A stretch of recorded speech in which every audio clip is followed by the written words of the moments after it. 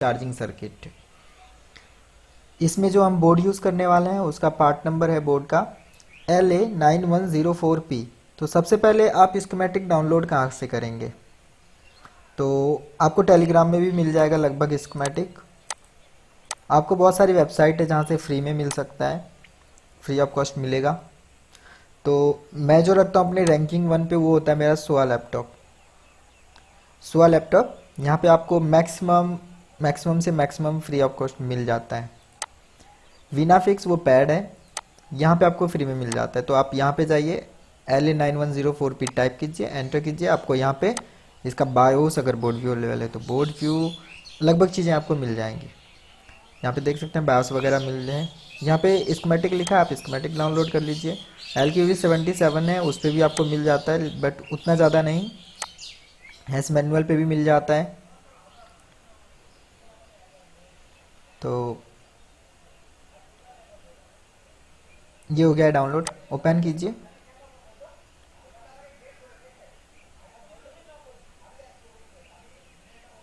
तो ये हो गया हमारा स्कीमेटिक डाउनलोड।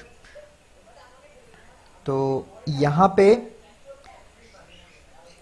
लिखा हुआ है आईवी ब्रिज, मतलब ये जो बोर्ड है इस पे हमारा प्रोसेसर होगा थर्ड जनरेशन।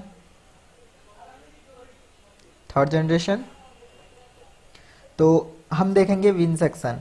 तो सबसे पहले हमें जाना है बिल्कुल एंड में और फिर ऊपर। यहाँ पे हम थोड़ा सा डिटेल में समझ सकते हैं।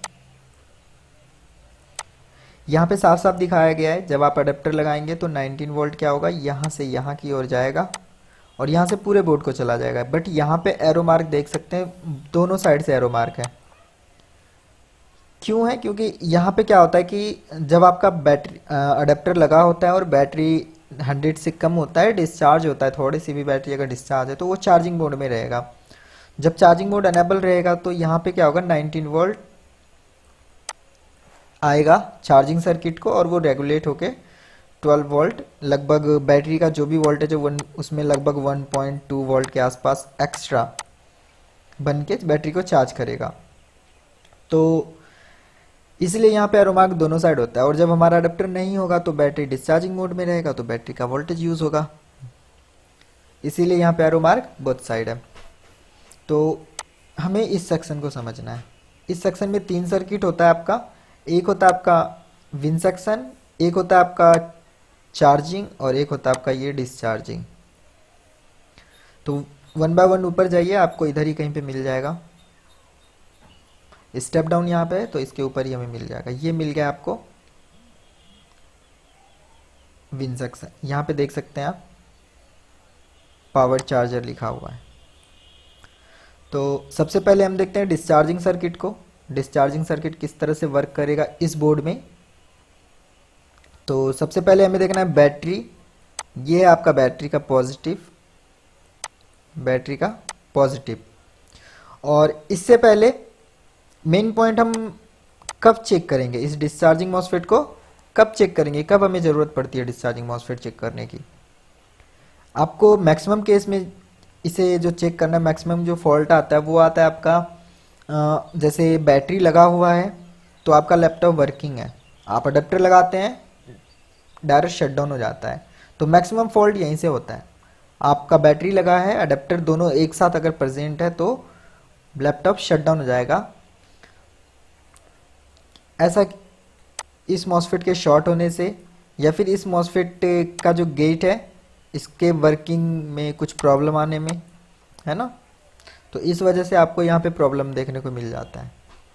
आपका अडेप्टर और बैटरी एक साथ रहेगा तो प्रॉब्लम करेगा। वैसे ये भी प्रॉब्लम कर सकता है बट मैक्सिमम केस में ये। तो हम देखेंगे ये कैसे वर्क कर रहा है, यहाँ पे किस तरह से इसको कंट्रोल किया गया है। बैटरी की वोल्टेज को यहाँ से यहाँ तक आने में ये किस तरह काम करता है।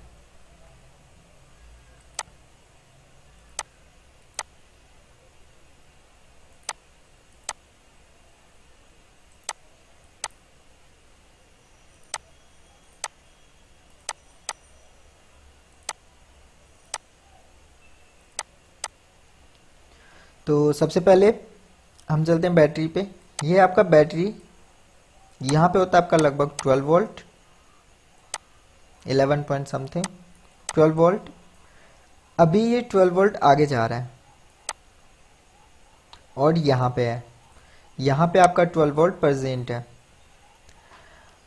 अभी अगर आपका अडेप्टर ऑलरेडी पहले से कनेक्टेड है, 19 वोल्ट का अडेप्टर अगर पहले से कनेक्टेड है,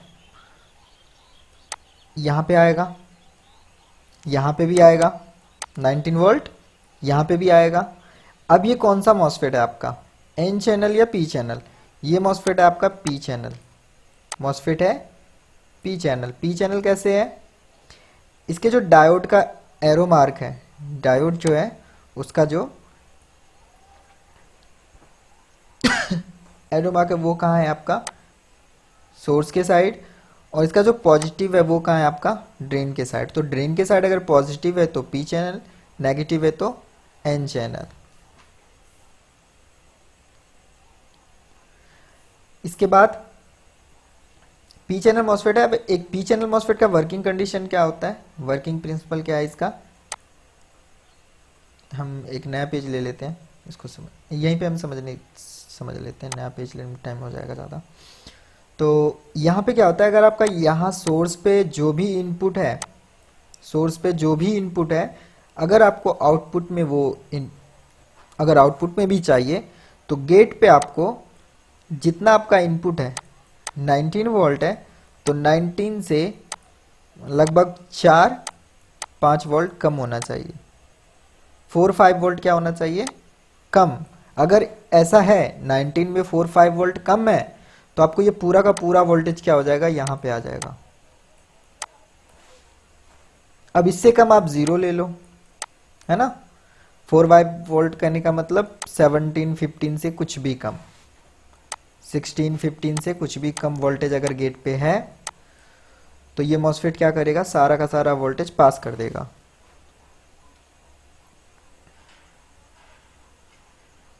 ओके, यहाँ पे आपका 19 वोल्ट ऑलरेडी प्रेजेंट है। अब गेट पे अगर 0 वोल्ट होता है, 5 वोल्ट, 10 वोल्ट, इस तरह का कुछ भी वोल्टेज होता है तो क्या होगा, ये 19 वोल्ट पास हो जाएगा। और अगर पास हुआ तो यहाँ ऑलरेडी बैटरी है आपका 12 वोल्ट का, तो शॉर्ट सर्किट होगा, आपका बैटरी क्या कर लेगा, खुद को ऑफ, खुद को शट डाउन कर लेगा बैटरी। हो सकता है आपका अडेप्टर भी खुद को शट डाउन कर ले शॉर्ट सर्किट में।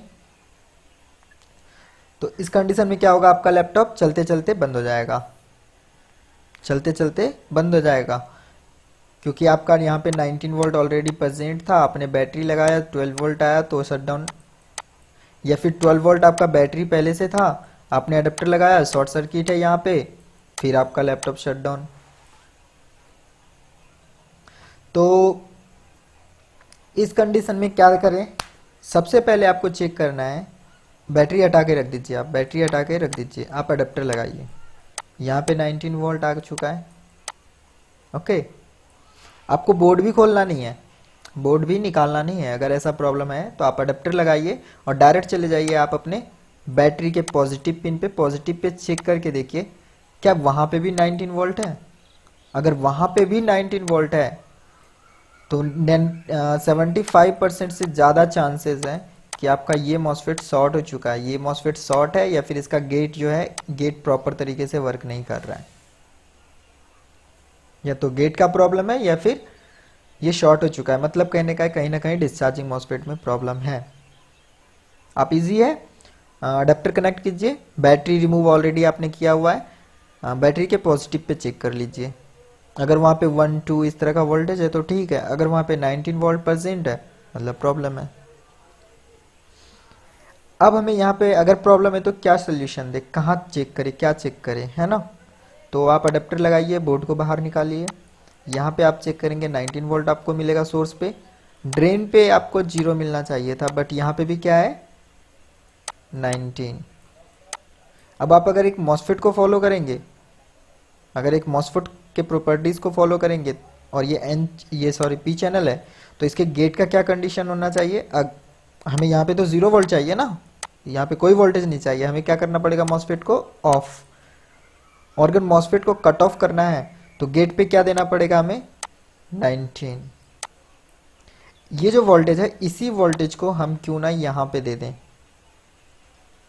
जब हम यहाँ पे देंगे तो ये क्या हो जाएगा हमारा, कट ऑफ मोड में, कट ऑफ मोड में चला जाएगा और यहाँ पे 0 वोल्ट बनेगा।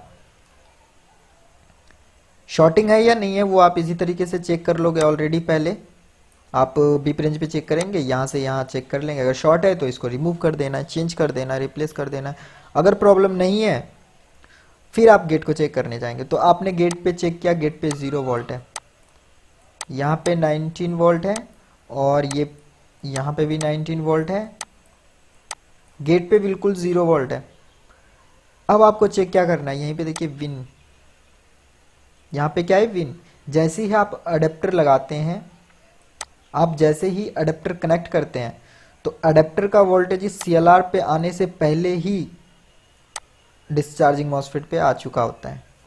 डायरेक्ट यहाँ से देख सकते हैं ये कहाँ आ चुका है, डिस्चार्जिंग मॉसफेट पे, और डिस्चार्जिंग मॉसफेट पे आने से गेट पे चला जाएगा। तो ये क्या हो जाएगा आपका कट ऑफ मोड, और यहाँ पे 19 वोल्ट आके ऑपरेट होने, ये अडेप्टर का वोल्टेज यूज होने लगेगा। मे भी हो सकता है ऐसा नहीं हो रहा है, आपको यहाँ पे 0 वोल्ट मिल रहा है, 19 वोल्ट नहीं मिल रहा है, तो आपका ये रजिस्टर ओपन हो चुका है ना। इसकी वैल्यू बहुत ज़्यादा हाई या बहुत ज़्यादा हाई, या फिर ओपन हो चुका। ओपन होने का मतलब इस तरह से एक रजिस्टर ये बीच से ब्रेक हो चुका है। तो आप मल्टीमीटर से चेक करेंगे, आपने पाया ये तो ठीक है, ये तो काम कर रहा है। आपने मल्टीमीटर से चेक किया, या तो ये फॉल्ट होगा या तो नहीं होगा। अगर फॉल्ट है तो आप चेंज करेंगे, अगर ये फॉल्ट नहीं है, इसमें कोई प्रॉब्लम नहीं है, 200 आ रहा है। फिर एक रजिस्टर यहाँ भी है, इस रजिस्टर को भी चेक करना है, इस रजिस्टर को भी चेक करना है। तो इस रजिस्टर के नीचे ही आप देख सकते हैं एक मॉसफेट। अगर ये मॉसफेट शॉर्ट हो गया, अगर ये मॉसफेट शॉर्ट हो जाता है तो क्या करेगा, ग्राउंड। अब यहाँ पे क्या होगा, ये इनपुट है और ये आउटपुट है और ये ग्राउंड हो गया, तो R1 R2 बन गया, आपका वोल्टेज डिवाइडर बन गया। तो एक बार हम वोल्टेज डिवाइडर में देखते हैं, हमने क्या देखा यहाँ पे, वोल्टेज क्या होना चाहिए, 19 से लगभग 19 से 2-3 वोल्ट कम ले सकते हैं, है ना। मतलब यहाँ पे 16-17 होना ही चाहिए, कम से कम 18-16-17 होना ही चाहिए। तो हम एक बार डिवाइड करते हैं, इसको डिवाइडर यूज करते हैं और इस डिवाइड करके देखते हैं यहाँ पे क्या वोल्टेज बनेगा।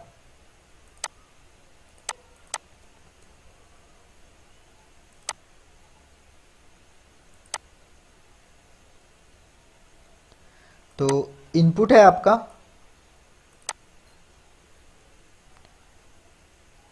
Input 19 volt, okay. एक नंबर का रजिस्टर है 200 के और सेकंड है आपका 47 के। आउटपुट क्या हो जाएगा आपका 3.6। अगर ये मॉसफेट आपका शॉर्ट होता है, अगर ये मॉसफेट बोल रहा हूँ, सॉरी, ट्रांजिस्टर, अगर ये ट्रांजिस्टर शॉर्ट होता है तो यहाँ पे क्या हो जाएगा 3.6 वोल्ट, बहुत ज़्यादा कम। तो फिर ये तो एक्टिव मोड में ही रह जाएगा। फिर ये मॉसफेट क्या रहेगा, एक्टिव मोड, मतलब यहाँ का सारा वोल्टेज पास करता रहेगा। ये प्रॉब्लम कर सकता है या फिर ये प्रॉब्लम कर सकता है, ये दोनों प्रॉब्लम कर सकता है ना। इसके बाद और भी हैं जो प्रॉब्लम कर सकता है। कौन है जो प्रॉब्लम कर सकता है ना। ये सभी हैं जो प्रॉब्लम कर सकता है। ये छोटा सा रजिस्टर ये भी प्रॉब्लम कर सकता है, हल्के में मत लीजिए। ये छोटा सा सर्किट, ये प्रोटेक्शन है, सिर्फ एज ए प्रोटेक्शन है, एज ए प्रोटेक्शन है। अब ये प्रोटेक्शन लगाने की क्या जरूरत थी, देखिए ऐसा है, आपने अडेप्टर लगाया, ठीक है, अडेप्टर सेंसिंग में कुछ एरर है, अडेप्टर सेंसिंग में कुछ एरर है, मतलब अडेप्टर का जो भी है वोल्टेज वगैरह वो सही नहीं है। तो हमें जो भी वोल्टेज यहाँ से जो भी वोल्टेज यहाँ पे आ रहा है, यहाँ पे ऑलरेडी 19 वोल्ट आ रहा है ना, तो हमें क्या करना है, इस 19 वोल्ट को इस गेट पे नहीं रहने देना है, क्योंकि अडेप्टर में फॉल्ट है। अडेप्टर में फॉल्ट होने की वजह से ये जो हमारा स्विच है, हमने ऑलरेडी विन सेक्शन पे डिस्कस किया था, ये जो हमारा स्विच है, इस स्विच से आगे 19 वोल्ट जाएगा नहीं। 19 वोल्ट यहाँ तक नहीं आ रहा है, लेकिन ये 19 वोल्ट ऑलरेडी पहले डिस्चार्जिंग मॉसफेट के गेट को ऑफ करने के लिए जा चुका है। तो हमें क्या करना पड़ेगा, इस 19 वोल्ट को भी बंद करना पड़ेगा, इस 19 वोल्ट को भी जीरो करना पड़ेगा। तो उसके लिए क्या कर सकते हैं, हम वोल्टेज डिवाइडर को अनेबल कर सकते हैं। वोल्टेज डिवाइडर अनेबल कब होगा, जब ये ग्राउंड करेगा। ग्राउंड करने के लिए क्या करना पड़ेगा हमें, यहाँ पे ये कौन सा ट्रांजिस्टर है आपका, एन पी एन, मतलब कहने का है अगर इस पे पॉजिटिव करंट आता है 2-3 वोल्ट, तो ये क्या हो जाएगा, ऑन हो जाएगा। ऑन होने का मतलब कलेक्टर और मीटर इस तरह से कनेक्टेड हो जाएगा, है ना। तो चलिए अब इसको क्या करना है, यहां पे चाहिए हमें वोल्टेज, यहां पे चाहिए हमें वोल्टेज। अब ये वोल्टेज कहां से आ रहा है, ये V1, ये V1 है ना, यही यहां पे वोल्टेज दे रहा है। ओके, ये V1 यहां पे वोल्टेज ऑलरेडी पहले से दे रहा है, पहले से वोल्टेज दे रहा है, बट ये वोल्टेज क्या हो जाता है, इसके थ्रू ग्राउंड हो जाता है। कैसे ग्राउंड होता है, VDDP LDO। अब ये VDDP LDO कहां से आ रहा है, आपका चार्जिंग IC। यहाँ पे क्या होता है आपका लगभग 6 वोल्ट, 5.96 वोल्ट। तो ये 6 वोल्ट क्या होता है, यहाँ से डायरेक्टली इस पे आ रहा है। अब 6 वोल्ट यहाँ पे आ रहा है, तो ये मॉसफेट है, एन चैनल मॉसफेट, ये क्या हो जाएगा, ऑन हो जाएगा। ऑन होगा तो जो भी इसके गेट पे बन रहा था वो सारा वोल्टेज क्या कर देगा, ग्राउंड। लेकिन हमें इसे ऑन ही रखना है, ऑन ही रखना है। लेकिन अभी क्या हो चुका है, ये बंद हो चुका है, तो हमें ये मॉसफेट भी बंद करना पड़ेगा। अगर हम इसे बंद करेंगे तो इस मॉसफेट का जो बेस है वो हाई हो जाएगा, तो ये मॉसफेट ऑन हो जाएगा। तो हम क्या करेंगे, यहाँ पे जो 5 वोल्ट आ रहा है इसे कर देंगे ग्राउंड। ग्राउंड करने के लिए एक सिग्नल यूज किया गया है AC ऑफ।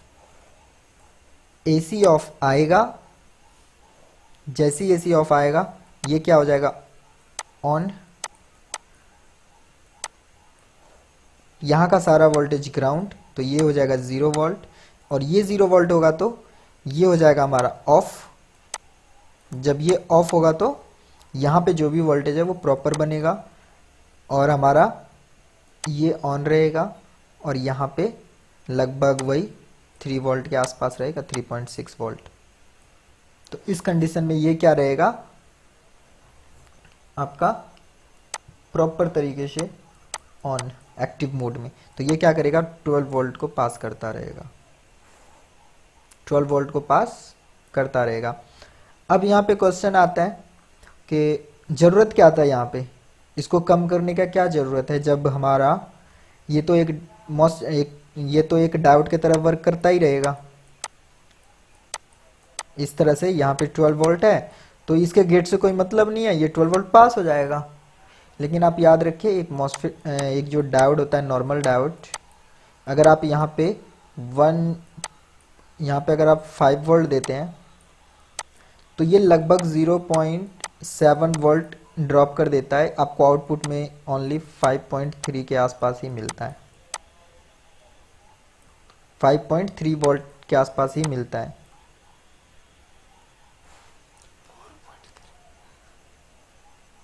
हाँ 4.3 ही मिलता है, मतलब 0.7 वोल्ट वो आपका लगभग ड्रॉप हो जाता है।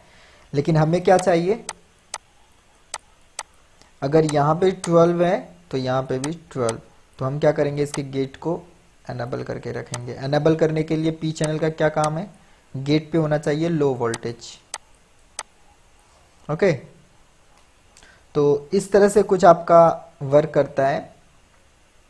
और एसी ऑफ कौन इसे दे रहा है, आपका आईओ। इस आईओ इसे एसी ऑफ देता है, जिसके वजह से ये हो जाता है आपका ऑन। ये ऑन होने की वजह से यहाँ पे जो जो भी वोल्टेज बन रहा था वो सारा वोल्टेज ग्राउंड हो जाता है। ग्राउंड होने से ये आपका हो जाता है ऑफ। ये ऑफ होने की वजह से यहाँ पे पूरा वोल्टेज बनता रहता है। वोल्टेज बनने से ये मॉसफेट, ये ट्रांजिस्टर आपका ऑन रहता है। इससे आपका जो भी 19 वोल्ट आ रहा है वो वोल्टेज डिवाइडर से 3.6 वोल्ट बनता है, और ये प्रॉपर तरीके से एनेबल रहता है, 12 वोल्ट को पास करता रहता है। तो आगे की क्लास में हम देखेंगे विन सेक्शन को, एक बार फिर से रिपीट करेंगे, और चार्जिंग को नेक्स्ट क्लास में।